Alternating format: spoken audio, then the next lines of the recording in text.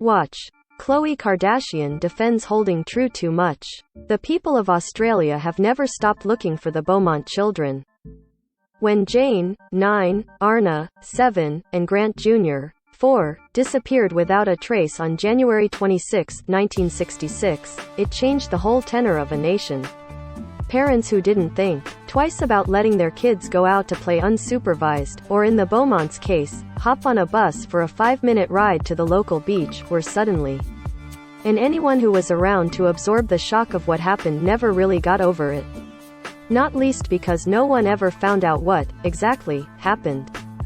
Thaw investigators have certainly had their theories and found certain people of interest more interesting than others. The case remains open to this. After the Beaumont children went missing, we realized that children doing something as innocent as having a day at the beach may not be such a safe thing to do. Crime writer Michael Madigan, author of the 2016 book The Missing Beaumont Children, 50 Years of Mystery and Misery, told Australian magazine New Idea in March 2021. There was a sense of safety that ended that day. It was the morning of Australia Day when Nancy Beaumont entrusted her reliably responsible eldest child, Jane. She's got the brain of a girl of 15, her father later told reporters, with taking her younger siblings to nearby Glenelg Beach. Just the day before, they had made the short trip back from the beach to their home in the Adelaide suburb of Somerton Park on their own. Grant Jim Beaumont had taken his brood to the beach on January 25, making sure they understood how far out they could swim and reminding them not to talk to strangers before he headed off to work, according to Madigan's book.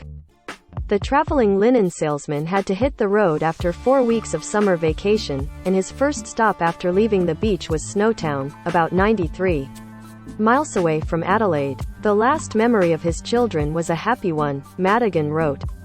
By all accounts of what happened on January 26, Jane, her sister Arna and brother Grant left the house at 10 a.m. and were first spotted on the beach at. The trio were supposed to come back at 12 p.m., but when Nancy went to the bus stop to meet them, the kids weren't there. She wasn't too worried though, figuring they just got caught up playing or decided to walk home. They lived less than a mile away from the beach. The next bus was due at 2 p.m., so when 2:15 passed and the children still weren't back, Nancy started to worry. A friend who was over for a visit offered to drive her to the beach to look, but Nancy wanted to be home when the kids inevitably walked through the door. Instead, Jim arrived just before 3 p.m., home a day early from his sales trip. So he drove to Glenelg Beach to look for Jane, Erna and Grant Jr. Not spotting them in the crowd, he returned home, hoping they'd be there. At 5 p.m., the Beaumonts walked to the Glenelg police station to report their children missing. I knew there was something wrong if they weren't home, Jim later recounted, per Madigan. The thought going through my mind was that they had been taken away. I didn't think they could have been drowned because there were so many people down there. What would eventually become one of the most haunting crimes in Australia's history started with a search of the Beaumont's residence, police wanting to rule out that the children weren't hiding.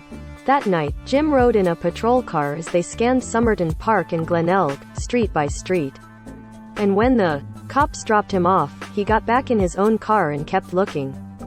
By morning, boats from the Sea Rescue Squadron had joined the search efforts. The airport and train stations were alerted and roadblocks were put up to monitor anyone driving in and out of the state of Adelaide. Police patrolled the streets with loudspeakers so that everyone could hear them asking if anyone had seen the Beaumont children. Taxi drivers got the word out, Jim having been a former driver and therefore one of their own, and people of all ages, including members of Jane's Brownie Troop, combed the area on foot. And, naturally, reporters flocked to the family's house, and Jim addressed them mid-morning on January 28 from his back porch. Somebody must be holding them. Against their will, they would otherwise have come home by now, he said. It's a complete mystery, I can't understand it. My kids will be crying there. Ice out. It's like a nightmare. Within 24 hours of the kids' disappearance, people were already inundating the Glenelg police with tips and insistence that a solitary abandoned flip-flop or towel had to be a clue. The bus driver on the beach route told police he remembered the children getting on his 10:10 a.m. bus on January 26, but he couldn't recall them making a return trip. Eventually it was determined that the 3 kids had gone to Wenzel's bakery near the beach at around noon, and Jane bought pasties and a meat pie for their lunch. She paid with a £1 note that her mother knew she did not give her. Their neighborhood postman, meanwhile, told authorities that he saw the kids that afternoon, holding hands and laughing, while on his route, but he couldn't remember if it was at 1:45 p.m., when he got started, or 2:55 p.m., when he was finishing up. The next morning, January 27, the mailman told police he was pretty sure it was closer to 3 p.m. We had one phone for the main police station, that's all we had, and people were queuing up to give statements and what have you, and we only had a sergeant and foreman there. Mostyn Matters, one of the original detectives on the case, recalled to Australia's ABC News in 2018. They were just snowed under, and by the time you interviewed people and typed up their reports and everything, it was just one of those things, where you could only do your best. We still had our own work going on, there were still crime being committed in Glenelg. Amid the glut of ultimately unhelpful information, police heard from multiple witnesses who said they saw Jane, Arna and Grant Jr. playing on the beach with a tall, thin-faced blonde man who looked to be in his 30s. They seemed to know him, or at least were willingly hanging out with him. But that was that. Weeks after her children vanished, Nancy told reporters, "I don't think they're alive, but I haven't lost hope, and all I want is that they come back." A year after that, however, she had put more stock in hope. "The longer this goes on, the more confident I feel that they are still alive," she said in a February 1967 interview for Australia's Daily Telegraph. "Do you know, I dreamed about them last night.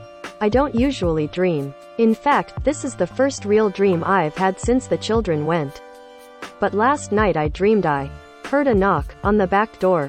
It was the children. They said, 'Hello, Mom.' The only thing I said was, 'Where have you been?' They were standing there in the back lobby. I cried, and felt them all over. Do you know, it's the first dream I've had." The Beaumont mystery would collide with another, however, on August 25, 1973, when Joanne Ratcliffe, 11, and Kirst Gordon, 4, disappeared from a soccer match at the Adelaide Oval. Joanne was there with her parents and Kirst was sitting next to them, with her grandmother. According to multiple news accounts of that day, Joanne volunteered to take Kirst to the bathroom and, since the game was in the middle of a play period, no going to the bathroom during the more crowded breaks was one of the Ratcliffe's rules. Her parents said okay. There was no issue. But when the 2 girls went again during the 3rd quarter, they didn't return to their seats. Witnesses recalled to police seeing the girls with a skinny-faced man who looked about 40, according to a 2020 examination of the Beaumont disappearance and possibly related cases by Australia's news.com.au. Anthony Kilmartin, who was 13 when Joanne and Kirst disappeared, had been selling drinks and candy at the Oval. For the 2020 report, he told police he saw a man pick up the younger child and start carrying her toward the stadium gates, while the older one ran after them. The man then grabbed the older girl's arm and pulled her along. The child was crying. Sue Laurie, who was 14 and had mistaken what she witnessed for a fraught parent-child moment, remembered to Adelaide radio station 5AA in 1998, and a second girl who looked a few years younger than me was running after the man, thumping him and punching into him and shouting, "We want to go." Also from news.co.au, the last reported sighting of the girls or their apparent abductor came from a man who said he drove past the trio less than 2 miles away from the stadium, about 90 minutes after the other sightings. Noticing that the older child seemed to be in distress, the motorist pulled over. He reconsidered though, and, deciding not to interfere, he drove away. The sketch derived from all the witness accounts from the Adelaide Oval abductions boasted a startling resemblance to the suspect sketch from the disappearance of the Beaumont children 7 years prior. But both cases would only grow colder. No one could imagine the torment those parents went through. Madigan told New Idea of Nancy and Jim Beaumont, who separated in the early 1970s. Nancy. Died in September 2019 at the age of 92. Jim, 96, was still living in Adelaide as of last year. And reminiscent of other cases, such as that of 3-year-old Madeleine McCann, who went missing in 2007 from her family's holiday apartment in Portugal while her parents were out eating dinner about 400 feet away. People were keen to sit in judgment of the mother's parenting choices, or flat out accuse her of harming her. People would come up to her on the street and openly abuse her, Madigan said, believing Nancy had something to do with it. It would have been all so traumatic for them. In 1968, Nancy and Jim received 2 letters, the first telling them when and where to go if they wanted to get their children back. In the second, after the parents went to the designated place and nothing happened, the sender claimed to have seen a detective following them and decided not to go through with it. Countless theories were put forth over the years, including one by Dutch psychic Gerard Croiset, who claimed to have had a vision of the children's fate, and was flown to Australia in November 1966 by a deep-pocketed real estate developer. According to Croiset, the children had been trapped under the floor of an old brick factory that was being used as a warehouse. With no evidence other than the psychic's claims, authorities refused to get involved. But concerned citizens raised $40,000 to get the job done, and an excavation under the watchful eye of television cameras began in 1967, and found nothing.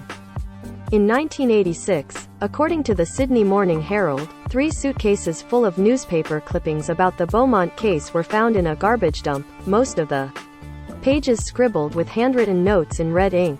Across an image of the widely circulated sketch of the suspect was written, "Lies, all bluff." Only a day later, however, people who identified themselves as relatives of the elderly owner of those suitcases told police that she had simply become obsessed with the case, and after she died they threw the bags out. Numerous alleged sightings of the kids poured in over the years, from a woman in Perth who insisted she was living next door to the children in 1966 to a former detective on the case who became convinced in 1997 that Jane Beaumont was alive and well and living in Canberra. Investigators confirmed it was not. In November 2013, more than 46 years after a psychic sent the citizenry on a wild goose chase, part of the new Castalloy factory in the Adelaide suburb of North Plympton was excavated after 2 brothers alleged that the building's late owner, Harry Phipps, had them dig a pit on the property on Australia Day in. Phipps died in 2004 but was posthumously investigated starting in 2007 after his son Hayden, who also told police his father sexually abused him, claimed he saw his dad with the Beaumont children. Other family members disputed Hayden's claims. However, geophysical testing of the ground spearheaded by Channel 7 turned up a small anomaly in the soil that indicated a hole may have once been dug at the site. Authorities started digging again on February 1, 2018, but found nothing but animal bones and unremarkable rubbish. I can confirm that we have searched the areas of interest and reached the bottom of those areas and gone well below so that we can be 100% certain. South Australia Police Detective Superintendent Debray, for the Sydney Morning Herald, confirming the presence of non-human remains. Sadly, this means for the Beaumont family that we still have no answers. But we will always do anything humanly possible to locate the Beaumont children and take them home to their. Stuart Mullins, co-author of a 2013 book about the case, The Satin Man, felt strongly that Phipps could be the culprit, telling ABC News in 2018, "It's my belief that they're in the pit on that site, but where, who knows? But," he added, "it's trying to find a needle in a haystack. There is a cost involved. There is manpower involved. It's a huge site, where do they start?" Still, he was optimistic that the case could still be solved. "It's for the police now," he said. "I feel very confident and very inspired." A couple weeks after the second dig at his late father's factory turned up no evidence, Harry's younger son, Wayne Phipps, told Australia's Sunday Mail. Thathis' older brother, Hayden, who died in 2016, had been mentally ill and their dad had nothing to do with the half-century-old crime. "It's hurting those who I care about and the memory of those who I cared about," Wayne said of the speculation that his father hurt the Beaumont children. "We loved Harry and believe in his innocence. In the 56 years since Jane, Arna and Grant Jr. disappeared, no one has ever been arrested or charged in connection with the Beaumont case. A week before they dug up Phipps' factory for a second time, Detective Superintendent Bray said, "It's probably had more people nominated as a potential offender than any other case that I am aware of." The South Australian government has kept what currently amounts to a $745,000 reward, $1 million Australian, on the table for information leading to the resolution of the enduring mystery.